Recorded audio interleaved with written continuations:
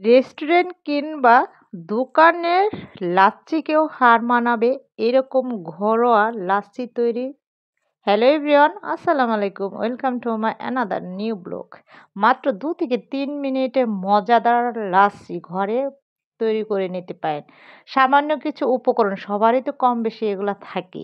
আর এভাবে ঘরোয়া যদি ভাবে বানিয়ে নেন, রেস্টুরেন্ট স্টাইলকে স্বাদ বাড়িয়ে দ্বিগুণ করে দিবে। এখানে আমি কলা নিয়েছি, মিষ্টি দই, পুদিনা পাতা, গুঁড়ো দুধ, বিট লবণ, বরফ কুচি, চিনি, খেজুর। এই উপকরণগুলো তো কম বেশি আমাদের রোজার সবার ঘরেই থাকে। আপনারা এখানে চাইলে টক দইটাই নিতে পারেন। যেহেতু আমার হাসব্যান্ড কালকে বড় একটা হচ্ছে ১ কেজির একটা, আমরা যেহেতু ফ্যামিলি আড়াই জন, ১ কেজির একটা দই আনছিল। তা ভাবছি বানাবো। আর এই রোজার ভিতরে কিন্তু এই লাচ্ছিটা খুবই যায়। আপনার ইফতারের পরে যদি ১ গ্লাস লাচ্ছি খান, একেবারে মন দিল প্রাণ ঠান্ডা হয়ে যাবে। এখানে আমি কলা নিয়েছি ১ টা, যেহেতু আমি ২ টা বানাবো মানে ২ গ্লাস চিনি নিয়েছি পরিমাণ মতো। যদি আপনার চিনি বেশি খান, বেশি খাবেন। যদি কম পছন্দ করেন, কম দিবেন। এখানে লিকুইড দুধও দিতে পারেন। আমি গুঁড়ো দুধটা এড করছি। কারণ হচ্ছে আমার বাসায় এখন লিকুইড দুধ নেই।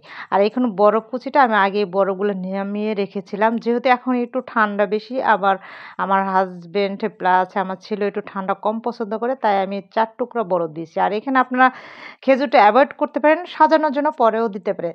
আর এইরকম সহজ মাত্র ২ থেকে ৩ মিনিট লাগে। যেহেতু ২ মিনিটের মতোই হয়, কারণ আমাদের তো একটা প্রিপারেশন আছে। আমি একটু পুদিনা পাতাটা দিলাম স্বাদটা বাড়ার জন্য। আমার হাসব্যান্ডও প্রতিদিন রাত্রে আসার সময় আমাদের জন্য একটা করে আনার চেষ্টা করে, আমি বারণ করি। তাই আমি ভাবলাম যে বাইরে থেকে কিনে খাওয়ার চাইতে যদি নিজের এরকম মজা করে বানানো যায় তাহলে কি আর কিনে খাওয়া লাগে। আমি কিন্তু একবার ব্লেন্ড করে নিয়েছি সমস্ত উপকরণ দেওয়ার পর। পরবর্তী আপনার যতটুকু পানি দিবেন বা হচ্ছে লিকুইড দুধটাও দিতে পারেন। আমি পরবর্তী পানি দিয়ে আবার কয়েকটা হচ্ছে এটা তো ব্লেন্ডারে সবাই করতে পারে। দেখতে পাচ্ছেন এর ঘনত্বটা কত সুন্দর। আপনাদেরকে গ্লাসে ঢালিয়ে দেখাচ্ছি। কি মজাদার! দেখে মনে হচ্ছে প্রাণটা জুড়িয়ে যাবে। কিসের দোকানে, কিসের রেস্টুরেন্টে যাই লাচ্ছি খেতে হবে। ঘরে যদি এরকম সহজ উপায়ে মাত্র ২ থেকে ৩ মিনিটে বানিয়ে নিতে পারেন, রেস্টুরেন্টের স্বাদকেও হার মানিয়ে দিবে। আমার লাচ্ছিটা কেমন হয়েছে অবশ্যই কমেন্টসে জানাবেন। আর ইফতারে এরকম সহজভাবে ইফতারের পরে এরকম যদি লাচ্ছিটা তৈরি করে নিতে পারেন। আমি একটু পুদিনা পাতা দিয়ে একটু ডেকোরেশন করে নিলাম। কেমন হয়েছে দেখেন। আমি আমার ছেলের জন্য, যেহেতু আমরা ২ জনই ইফতার করি, আর আমার ছেলে তো ইফতারের খুবই পাগল।